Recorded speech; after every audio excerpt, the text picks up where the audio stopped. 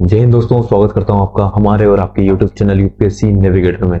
आज हम 15 अक्टूबर का द हिंदू और इंडियन एक्सप्रेस का जो भी इंपॉर्टेंट एडिटोरियल है वो हम यहाँ पे कवर करेंगे। ओके, तो देखो, सबसे पहला एडिटोरियल जो हम द हिंदू का देखें तो ये है Israel brutally in Gaza, India pin drop silence. तो ये जो एडिटोरियल है ये हमारे लिए भी इंपॉर्टेंट नहीं है, ठीक है। खैर के पर्सपेक्टिव से देखें तो ये इंपॉर्टेंट नहीं है, ठीक है, क्योंकि ये वॉर चल रहा है, ठीक है। अब देखेंगे डेली बेसिस पे इन पे आपको आर्टिकल देखने को मिलेंगे, ठीक है, तो इनको अभी छोड़िए।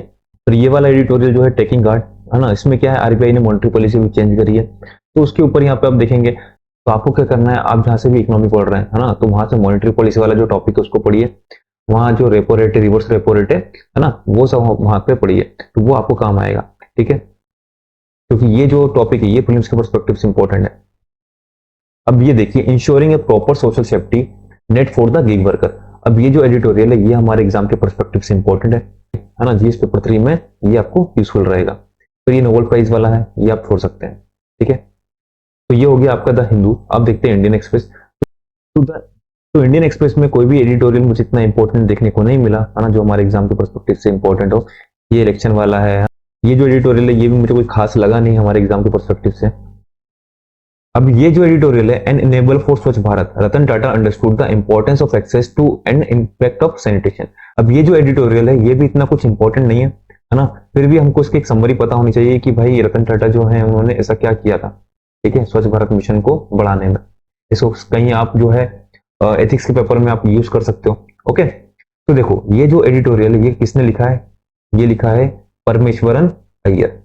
अब ये जो परमेश्वरन अय्यर है ये 2016 से 2020 के बीच में ministry of drinking water and sanitation के ये सेक्रेटरी रहे थे। तो इन्होंने ये बताया कि टाटा ट्रस्ट ने स्वच्छ भारत मिशन के लिए जो यंग प्रोफेशनल्स थे उनका काफी यहाँ पे सहयोग दिया, जो कि इस मिशन की सफलता का ये काफी बड़ा कारण माना जाता है। स्वच्छ भारत मिशन का मेन चैलेंज क्या था कि ये जो ओपन डिफेक्शन होता था, है ना, मेनली आप देखेंगे रूरल एरिया जो था वहां पे ओपन डिफेक्शन जो होता था उनकी आदतों को यहाँ पे बदलना था। रतन टाटा जो थे उन्होंने सैनिटेशन की जो इंपॉर्टेंस उसको समझी और वुमेन्स के डिग्निटी और सिक्योरिटी पर इसका इंपैक्ट को पहचाना, ठीक है। और टाटा ट्रस्ट के जो यूथ प्रोफेशनल जो थे उन्होंने ग्रास रूट लेवल पर बिहेवियर चेंज जो था उस पर काम किया, जिससे कई गांव जो थे वो ओपन डिफेक्शन फ्री हो पाए। तो ये योगदान था किनका, रतन टाटा जी का, ठीक है, हमारे स्वच्छ भारत मिशन में। तो अब ये रतन टाटा जी का जो यहाँ पे स्वच्छ भारत मिशन में सहयोग था, है ना, इसमें हम एथिकल डायमेंशन कैसे निकालें, हम जैसे एथिक्स में यदि हमको यूज करना हो तो हम कैसे कर सकते हैं। तो आप इसको यूज कर सकते हैं कि जो रतन टाटा जी जो थे इन्होंने अपना सहयोग जो दिया जो स्वच्छ भारत मिशन में, तो ये एक बेस्ट एग्जांपल होता है कॉर्पोरेट सोशल रिस्पॉन्सिबिलिटी का, जहां पर उन्होंने अपनी एक्सपर्टीज और रिसोर्सेज को लॉन्ग टर्म सोसाइटल इंपैक्ट के लिए लगाया, ठीक है। रतन टाटा जी ने अपनी रिस्पॉन्सिबिलिटी को समझा, ओके, अपने रिसोर्सेज को यूज करके सैनिटेशन का जो इश्यू था उसको एड्रेस किया। अब यहां पे सिर्फ पब्लिक हेल्थ की बात नहीं है, ठीक है, पब्लिक हेल्थ के साथ साथ इन्होंने जेंडर इक्वालिटी के लिए भी यहाँ पे कदम उठाया। खासकर हम देखें जो वुमेन्स थी उनके लिए सेफर एनवायरनमेंट बनाने में इनका काफी बड़ा योगदान रहा, ठीक है। तो ये जो एडिटोरियल है इसकी ये समरी मैंने आपको बता दी, इसको आप जो है एथिक्स में आराम से यूज कर सकते हैं, ठीक है। बाकी आप यहाँ पे देखिए इतना कुछ इंपॉर्टेंट एडिटोरियल मुझे देखने को नहीं मिला, है ना। तो हम एक एडिटोरियल जो है वो कवर करेंगे जो है गिग वर्कर से रिलेटेड, ठीक है। चलो शुरू करते हैं। Ensuring a proper societal safety net for the gig worker. अब सबसे पहले इंट्रोडक्शन देखते हैं।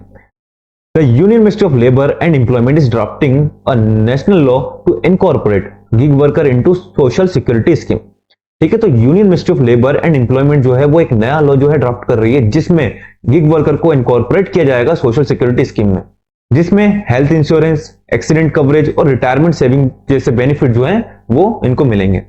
The proposed legislation mandate that aggregator company contribute 1% to 2% of their revenue to social security fund for gig worker, ठीक है। तो ये जो प्रपोज लेजिस्लेशन जो है ये एग्रीगेटर कंपनी को फोर्स करेगा कि वो अपने रेवेन्यू का 1% से 2% एक सोशल सिक्योरिटी फंड में कंट्रीब्यूट करें जो गिग वर्कर्स के लिए होगा।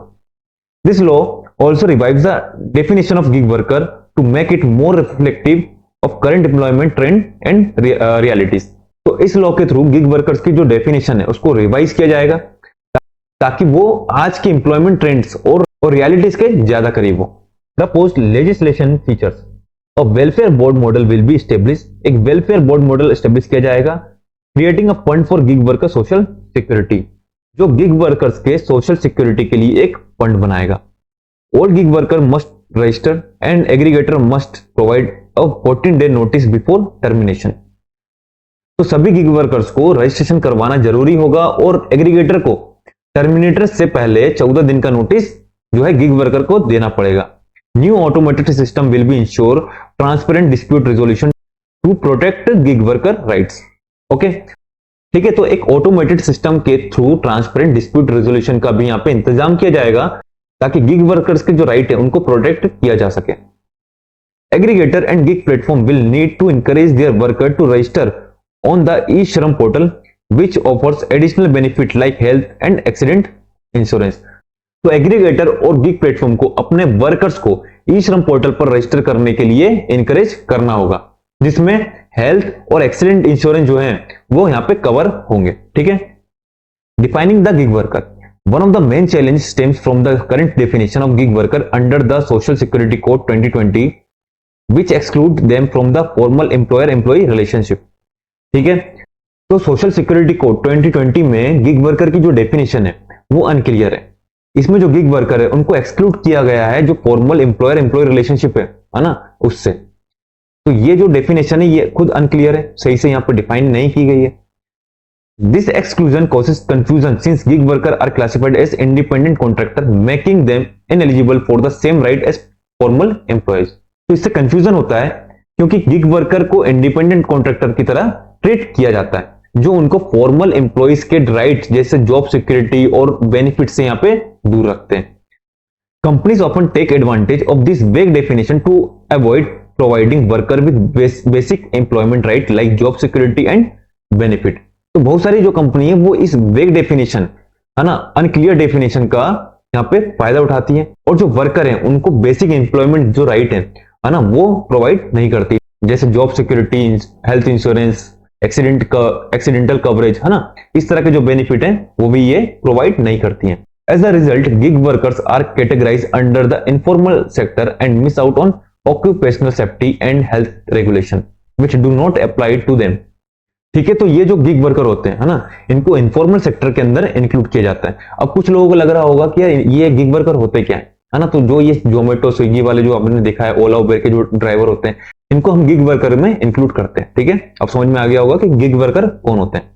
तो देखो, गिग वर्कर को इनफॉर्मल सेक्टर जो होता है उसके अंदर इंक्लूड किया जाता है और इसके कारण उनको जो ऑक्यूपेशनल सेफ्टी है, हेल्थ रेगुलेशन है, इसका फायदा नहीं मिलता है। The industrial relation code 2020 also does not cover them, meaning they lack access to formal dispute resolution mechanism.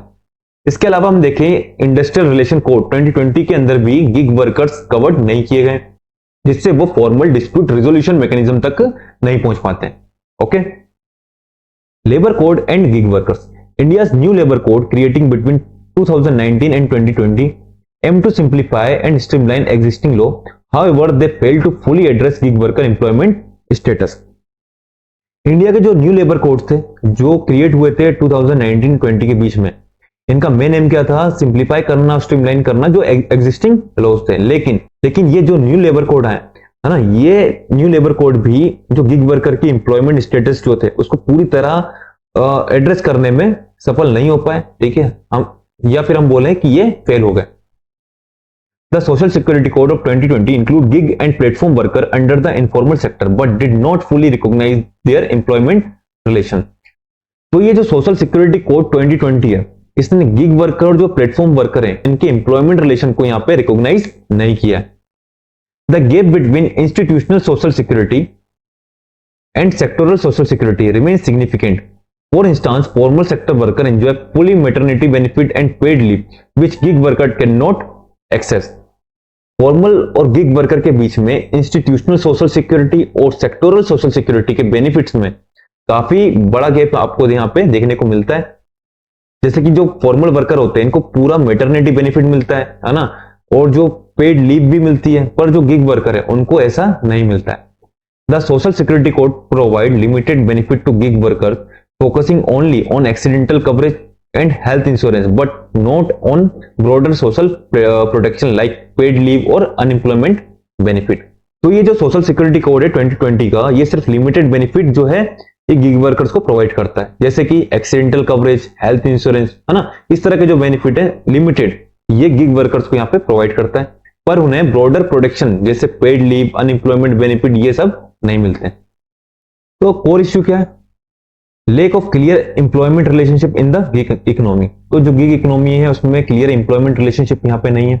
Ministry of labour and employment must take step to explicitly recognise gig aggregator as employer. तो जो ministry of labour and employment है इसको gig aggregator को employer के रूप में यहाँ पे रिकॉग्नाइज करना होगा। Critical president for this recognition was the ruling by the UK supreme court on Uber in 2021 which declare Uber driver as worker, making them eligible for all benefit under the law। तो इस problem का एक example आप देखें तो UK supreme court का Uber decision जो था 2021 में, जिसमें सुप्रीम कोर्ट ने कहा कि उबेर ड्राइवर को भी वर्कर के रूप में यहाँ पे रिकॉग्नाइज किया जाए, है ना, डिक्लेयर किया जाए, और उन्हें लेबर लॉज के अंदर जो भी प्रोटेक्शन है वो सब मिले। Once the relationship between gig worker and aggregator is clearly defined, they can be integrated into existing labor law and granted the protection they need without requiring separate legislation। ठीक है, तो ये क्या बोल रहा है कि जब गिग वर्कर और एग्रीगेटर के बीच में रिलेशनशिप जो है वो क्लियर हो जाएंगे, तब उन्हें एग्जिस्टिंग लेबर लॉज के अंदर में प्रॉपर जो राइट है वो मिल पाएंगे बिना सेपरेट लेजिस्लेशन की जरूरत के। Institutional protection and solution. The ministry's proposal focus on simplification and rationalization by merging multiple labor law into a broader framework, but the gap between formal and informal sector protection persist। तो ये क्या बोल रहा है, ministry का जो proposal है ये सिंप्लीफिकेशन और रेशनलाइजेशन पर फोकस करता है, पर फॉर्मल और इनफॉर्मल सेक्टर प्रोटेक्शन के बीच गैप अब भी बरकरार है। The recognition of gig worker employment status is crucial for extending social benefits like minimum wage, paid leave, health insurance and retirement saving to them। तो ये क्या बोल रहा है, गिग वर्कर्स के एम्प्लॉयमेंट स्टेटस को रिकॉग्नाइज करना एसेंशियल होगा ताकि उन्हें minimum wage, paid leave, health insurance और रिटायरमेंट सेविंग जैसे प्रोटेक्शन यहाँ पे मिल सकेंगे। वेलफेयर बोर्ड आर की पार्ट ऑफ दिस सॉल्यूशन, है ना, जो वेलफेयर बोर्ड बनाने की यहाँ पे बात हुई थी, हमने स्टार्टिंग में देखा, ये की part of this solution. They would administer the social security fund, है ना, तो ये क्या करेगा, जो सोशल सिक्योरिटी फंड उसको एडमिनिस्टर करेगा। Ensure compliance with registration and address gig worker grievance through streamline dispute resolution system. ठीक है, तो ये जो वेलफेयर बोर्ड है ये सोशल सिक्योरिटी फंड है, इसको तो एडमिनिस्टर करेगा, साथ में जो गिग वर्कर है उनके रजिस्ट्रेशन इंश्योर करेगा, और जो गिग वर्कर्स के जो डिस्प्यूट है उनको स्ट्रीमलाइन रेजोल्यूशन प्रोवाइड करेगा, है ना। तो ये सब काम किसका है, वेलफेयर बोर्ड का। Moving forward, it's vital that gig worker is formalised under the existing framework to reduce the legal ambiguity surrounding their right and ensure they receive adequate benefit.